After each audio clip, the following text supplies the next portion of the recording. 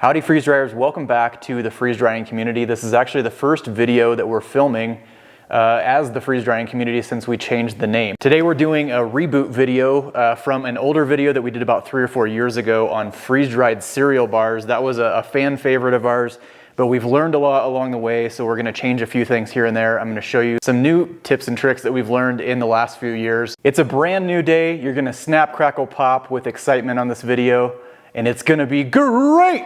One of the most important things you need to figure out before you start your cereal bars is the glue of this whole operation, which is going to be the milk. We have used chocolate milk. It's been a really good option for us because it's thick, it's creamy, it holds together just really any kind of cereal.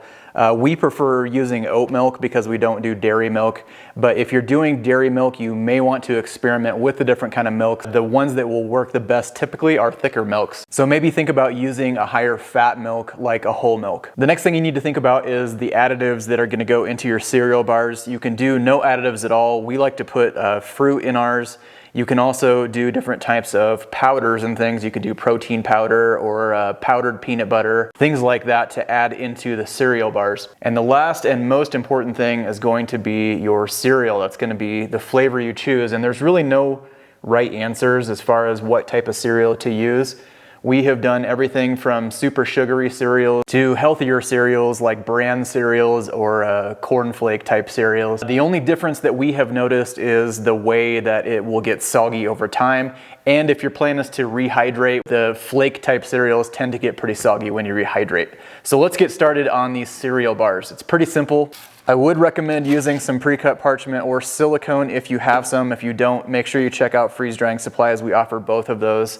But you're gonna want to do that because we don't want the bars to stick to the bottom of the tray. You can also do different flavor combinations with your cereal with different flavors of milk. They make all kinds of different flavors of milk, strawberry, chocolate, vanilla. You can add those and kind of accentuate the different kinds of cereal with those. So let's start off with an easy one first so we can go over some quick tips and tricks. So we're doing a brownie crunch cereal and I'm just gonna use plain milk. And if you're just doing cereal and milk, you just layer the bottom of the tray with cereal. You want to leave a little room at the top because once that milk gets in there, if you have had a bowl of cereal, which everyone has, those will start to kind of float up to the top. And then for the milk on this one, we're doing extra creamy oat milk. And what you want to do is you want to try and cover all of the cereal because again, the milk is going to be the glue that holds everything together. So you want everything to be submerged. It doesn't need to be soggy, but you want the cereal to be wet enough that it all kind of adheres together in one motion. And then you can just take something and kind of submerge all those pieces of cereal. So that one's done. We'll put a lid on this and we'll move on to the next flavor. This next one will do something a little more complex. So I know that a tried and true recipe that we've done before is Cheerios with chocolate milk and strawberries. It was really good, but if you're adding fruit or any kind of additive, you need to start with that on the bottom because you want the cereal to cover that and hold it down. So the fruit that you use needs to go on the bottom of the tray. We're gonna cut up these strawberries, layer those on the bottom, then add the cereal on top of those. So parchment or silicone on the base of this, take your strawberries, spread them out evenly, and now when you add cereal to the top, it's gonna hold all of the strawberries or fruit or whatever you're putting at the bottom. You could probably also add candy to some of these if you're just using them in a bar form. You could do marshmallows, caramel M&Ms, all kinds of stuff to just really jazz this up. On this one, we're doing chocolate milk, and if you look at the chocolate milk, you can tell that it's a lot thicker than even the oat milk was that we used on the last one.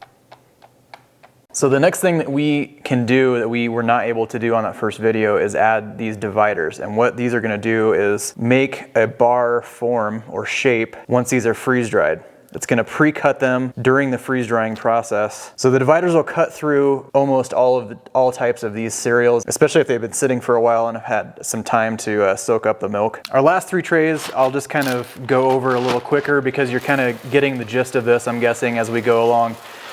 This type of cereal is a lot smaller, will tend to work a little bit better because it's just gonna hold together better. These are called mini fruitfuls. They're made by a company called Cascadian Farm, which we actually like. They'd be very similar to Fruity Pebbles. And then next we'll do some cookies and cream, and I think we'll do chocolate milk on these so they're extra chocolatey.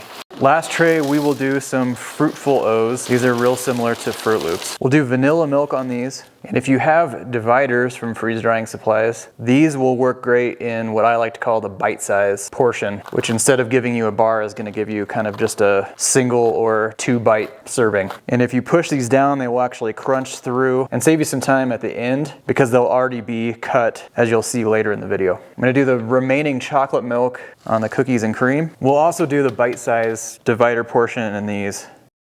Last one we'll do extra creamy on the Fruit Loop Copycat cereal. So we've kind of discovered as time has gone on that these cereal bars, some flavors of things will actually be elevated, so more sweetness, and some things surprisingly are a little bit more dulled than if you just had a bowl of cereal. So we'll do bar shaped portions on these, and obviously if you have not realized this yet, you can adjust these dividers to do all kinds of different shapes and different sizes, different portions. They do have a sharp edge on the bottom side of these that will cut through. They're a little difficult to get through cereal, but it will work if you just push them down. So we'll throw lids on all of these. We're gonna want to pre-freeze these. So because we have liquids, we want to be very careful carrying these to the freezer.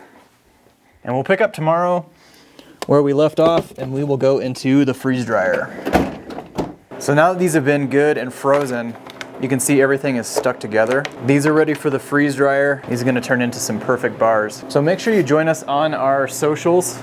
You can find all of our socials at the Freeze Drying Community on Facebook, Instagram, X, TikTok, YouTube, and you can find links to those in our bio or in the description of the video. You can find all of our recipes or the freeze-dried cereal bar recipe at thefreezedryingcookbook.com. You can also check out our hard copy versions found at freezedryingsupplies.com. And now let's check out the freeze-dried cereal bars.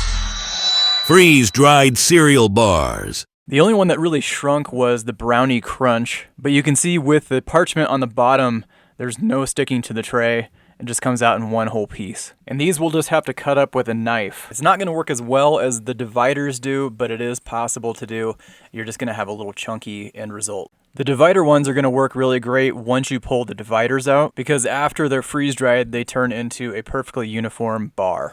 Also works nice for the bite-sized version. On the Cheerios bars, you can see the strawberries on the bottom.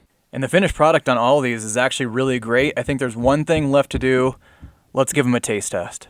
My taste tester today is my youngest son, who considers himself a cereal connoisseur. And after taste testing all of the flavors, I asked him which one was his favorite, and he chose the cookies and cream, which is pretty similar to Cocoa Puffs, and I would have to tend to agree with him. I also wanted to try rehydrating these just for kicks, so I added just a little bit of water. It's really easy to overdo this and put too much water in. Just gave it a stir. I wanted it to still have a little bit of crunch, but not get too soggy. And surprisingly, none of them got soggy unless you let them sit for a long time. These cereal bars do not disappoint, and I love making these because there's so many different ways you can make them and so many different flavors. For more freeze drying videos and recipes, make sure you join the freeze drying community. Catch you next week.